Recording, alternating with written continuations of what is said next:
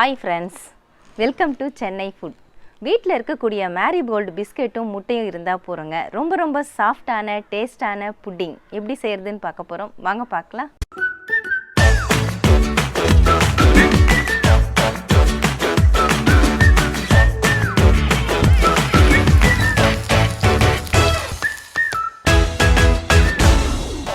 Marigold பிஸ்கெட்டையும் முட்டையும் வச்சு நம்ம புட்டிங் செய்ய போகிறோங்க.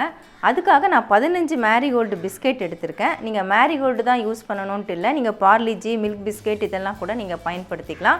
உங்களுக்கு எவ்வளவு தேவையோ அந்தளவுக்கு நீங்கள் பயன்படுத்திக்கலாம். நான் 15 பிஸ்கெட் எடுத்திருக்கேன். இந்த 15 பிஸ்கெட்டுக்கு பார்த்தீங்கன்னா நான் 3 முட்டையை உடச்சி ஊற்றி வச்சுருக்கேன். இதை நம்ம இந்த பிஸ்கெட்டுக்கு மாற்றிக்கலாம். உடச்ச முட்டையை பிஸ்கெட்டுக்கு மாற்றினதுக்கப்புறமா இதை நம்ம மிக்ஸி ஜாருக்கு மாற்றி விட்டுக்கலாம்.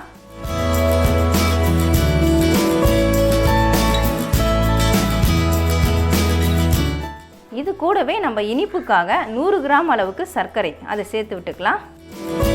நம்ம இனிப்பு சேர்க்கும் பொழுது கொஞ்சமாக சால்ட் சேர்த்தா டேஸ்ட்டாக இருக்கும். அதுக்காக 1/4 டீஸ்பூன் அளவுக்கு நான் சால்ட் சேர்த்துக்கிறேன். முட்டையோட வாசனை வராமல் இருக்கிறதுக்காக 1/4 டீஸ்பூன் அளவுக்கு வெண்ணிலா எசன்ஸ் அதையும் சேர்த்துக்கிறேன். உங்களுக்கு வெண்ணிலா எசன்ஸ் சேர்க்கறது பிடிக்கலன்னா ஏலக்காய் பொடி சேர்த்துக்கோங்க. இது கூடவே 250 ml பால், காய்ச்சி ஆற வச்ச பால், தண்ணி சேர்க்காமல் காய்ச்சி ஆற வச்சு எடுத்துக்கோங்க. அதையும் இதில் சேர்த்துக்கிறேன். எல்லாத்தையும் சேர்த்ததுக்கப்புறமா இதை நல்லா நைஸாக அரைச்சி எடுக்கணும். நான் அரைச்சிட்டு உங்களுக்கு காட்டுறேன். பால் சேர்த்து அரைச்சதுக்கப்புறமா பாருங்கள், இந்த மாதிரி தண்ணியாக தான் இருக்கும். நல்லா க்ரீமியாக இருக்குது. ஏன்னா திக்கான நம்ம பால் சேர்த்ததுனால நல்லா க்ரீமியாக இருக்குது. இது அப்படியே இருக்கட்டும்.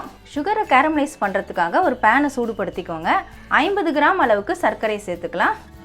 நீங்கள் எந்த கப்பில் சர்க்கரை எடுக்கிறீங்களோ அதே கப்பில் 1/2 கப்பு தண்ணி சேர்த்துக்கோங்க.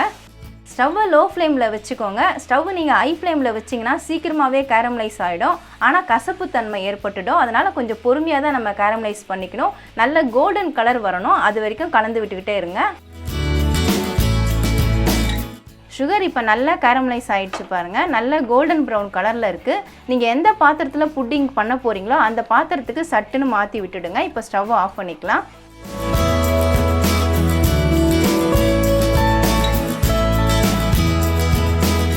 கேரமலைஸ் பண்ண சுகர் இதில் ஊற்றின உடனே ஃபுல்லாக நல்லா ஸ்ப்ரெட் பண்ணி விட்டுடுங்க.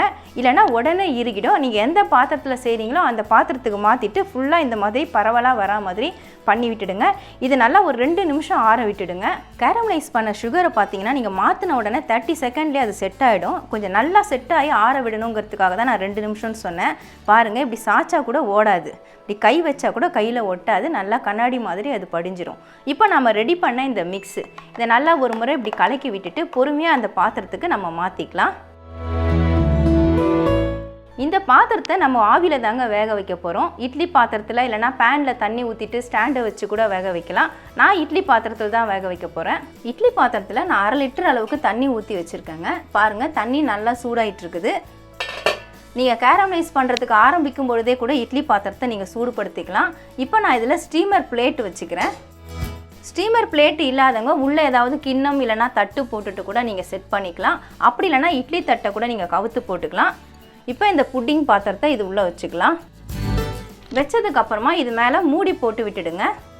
இல்லைனா அந்த ஸ்டீமில் வரக்கூடிய அந்த தண்ணி எல்லாமே அது உள்ளே விழுந்துடும். அதனால் மூடி போட்டுடுங்க. இப்போ நான் இட்லி பாத்திரத்தை மூடி விட்டுடுறேன். லோ மீடியம் ஃப்ளேமில் வச்சுட்டு 30 நிமிஷம் வேக விட்டுக்கோங்க. இட்லி பாத்திரத்தில் வச்சு வேக விட்டு 30 நிமிஷம் ஆயிடுச்சுங்க. இப்போ நான் மூடியை ஓப்பன் பண்ணிவிட்டு நம்ம வெந்துருச்சான்னு பார்க்கலாம். இந்த மாதிரி ஸ்டிக்கு இல்லைனா கத்தி வச்சு குத்தி பாருங்கள். குத்திட்டு பார்க்கும்பொழுது இந்த ஸ்டிக்கில் பாருங்கள் ஒட்டவே இல்லை. இது மாதிரி வந்துருச்சுன்னா நல்லா வெந்துருச்சுன்னு அர்த்தம். இந்த பாத்திரத்தை நம்ம வெளியே எடுத்துகிட்டு நல்லா ஆற விட்டுருந்தோங்க. சுத்தமாக சூடு இருக்கக்கூடாது. நல்லா ஆறுனதுக்கப்புறமா சுற்றிலும் இந்த மாதிரி கத்தியை வச்சு எடுத்து விட்டுக்கோங்க. நான் எடுத்து விட்டுட்டேன். நம்ம கேரமலைஸ் பண்ணி சேர்த்து அந்த சுகர் பார்த்தீங்கன்னா நல்லா கரைஞ்சி இப்போ லிக்விடாக இருக்குது. அதனால தான் சைடெல்லாம் இந்த மாதிரி கலர் உங்களுக்கு தெரியுது. இப்போ நம்ம பிளேட்டை வச்சுட்டு அப்படியே கவுத்து விட்டு மாற்றிக்கலாம். இந்த மாதிரி பிளேட்டில் கவுத்து விட்டு மாற்றின உடனே நீங்கள் பாத்திரத்தை அப்படியே எடுத்துடலாம். ஈஸியாக கிழண்டு வந்துடும். பாருங்கள், சூப்பராக ரெடியாக இருக்குது. நம்ம கேரமலைஸ் பண்ண அந்த சர்க்கரை எல்லாமே கரைஞ்சி அதில் ஒட்டிகிட்டு இருக்குது. அந்த கலர் அப்படியே ஜீரா நல்லா வழிஞ்சி வந்திருக்கு பாருங்கள். பார்க்கும் பொழுது அவ்வளோ டேஸ்டியாக இருக்கும் போல் தெரியுது. நான் இப்போ உங்களுக்கு கட் பண்ணி காட்டுறேன்.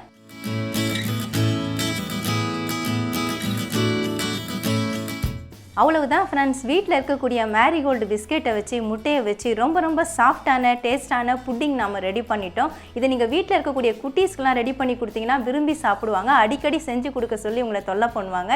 ஏன்னா அந்த அளவுக்கு டேஸ்டியாக இருக்கும். ரொம்ப ஈஸியாகவும் செய்யலாம். கண்டிப்பாக ட்ரை பண்ணி பாருங்கள். மேரிகோல்டு பிஸ்கெட்டையும் முட்டையும் வச்சு ரொம்பவே சாஃப்டான புட்டிங் எப்படி செய்கிறதுன்னு பார்த்துருப்பீங்க.